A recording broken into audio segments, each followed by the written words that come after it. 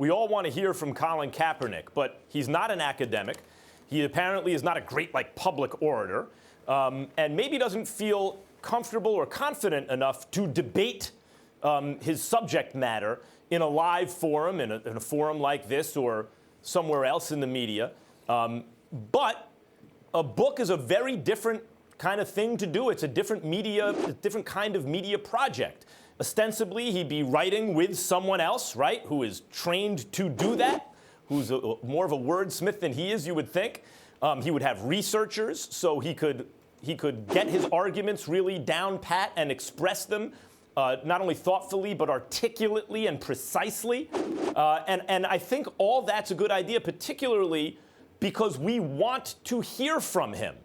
And if he's not comfortable doing it in a live setting or publicly speaking, then why not write about it? You know, a lot of people there's a lot of talk, well, it's his girlfriend gave him these ideas or he heard this somewhere else and he's not really versed in it. Colin Kaepernick came across ideas presented to him in such a way, or he came across them, that appealed to him, that he thought felt right. That doesn't necessarily mean he can articulate precisely the argument and rebut counters to his argument in real time perfectly well. But we do all want to hear from him. So why not do it this way? And in terms of him looking for $1 million or whatever it is for the book, he's one of the top 25 or 30 at least best quarterbacks in the world, an extremely competitive profession. And he's been locked out of his chosen profession by an NFL that has a de facto monopoly on professional football at the highest level, certainly, in North America, really in the world. And he has a right to make a living. So those who say, well, it's for profit, I would say, how is he supposed to make a living right now?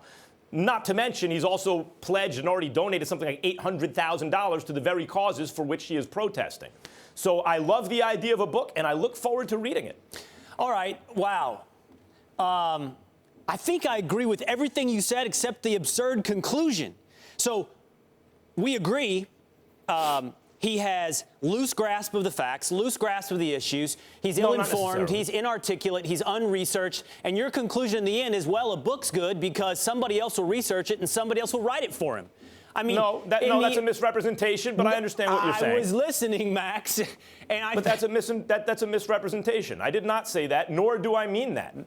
Well, then I think you need to amend what you said without, too much. People have DVRs, so we can all get in on this, please. but that's pretty much what you said. I mean, he's not capable of defending his ideas. He hasn't shown a great grasp of the issues. You said he's going to have a researcher and he's going to have a writer, thus making a book that no one else has a chance to rebut, at least not in live time, the perfect forum for him. And in my rebuttal to you is, that's the worst forum for him then. Why would I read a book by somebody who I don't trust on the issues, who I don't think fully understands the issues, who's going to have somebody else essentially putting the words on paper and also doing the research for him? I think you're right. The perfect for him would be to come on something like First Take and defend your ideas. If you can't, maybe your ideas aren't correct. Maybe your ideas aren't let me right. understand this. Is your premise that people who have feelings or thoughts about an issue, if they can't debate them in real time in a live, if they're not confident in their public oratory skills, that they shouldn't ever express themselves, that they shouldn't write anything ever, that the process of writing and the process of talking are exactly the same, or that speaking about something is in the hierarchy of how you do this should come out on top? I don't agree with that premise. Okay, well, taking out the word speaking on it, I believe that ideas should be tested. I believe that ideas should be challenged. And I think Colin Kaepernick has taken a forum or chosen a forum here. And I don't begrudge the man his money. We'll agree on that point. Get your $1 million. Go get paid for what it is that you want to do. But putting your ideas up to the test is an essential element of proving the worthiness of your ideas. If Colin Kaepernick can't think on his feet or understand the issues to do it in real time, I don't think that his ideas, I think it's run into a safe space to get your ideas. Right, because academics never have papers rebutting each other. It's always a live debate. Sorry, Stephen A. Go ahead. Let's get Stephen A. in.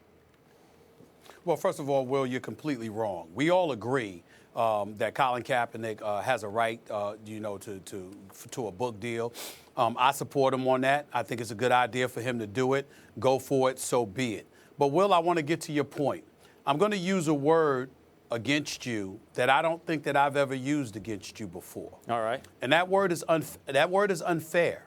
I think that you're unfair here because basically, as Max alluded to, you're basically saying that somebody who doesn't have the ability to articulate themselves cogently enough to defend the positions that they partake, because of that, if they're inarticulate or whatever the case may be, they might have the right to their feelings, but they should open themselves up to being challenged. We would prefer that to be the case, but it isn't always required. I've covered many, many professional athletes, Will. They're incredibly, incredibly challenged when you ask them questions. They feel what they feel. You can kind of comprehend where they're coming from, but there are many, many times when they're absolutely, positively petrified of the scrutiny because they may not be able to go in depth about what they feel, but what they feel may very well have some substance. And particularly when it comes to the black athlete, let me tell you a little secret that frustrates a lot of African Americans, particularly in the athletic realm, but also beyond, Will. People, you could know the truth. And I'm speaking hypothetically here, Will, when I'm pointing the finger at you. I don't mean it literally, sir. But you could know exactly what Colin Kaepernick is saying. You could know that he's right, but you'll still challenge him to articulate the stuff that he puts out in such a fashion that it opens itself up to scrutiny, even if you know he's right. There are a lot of people in our society that do that, which fuels the frustration. Well, let me finish. Which fuels the frustration of a disenfranchised community.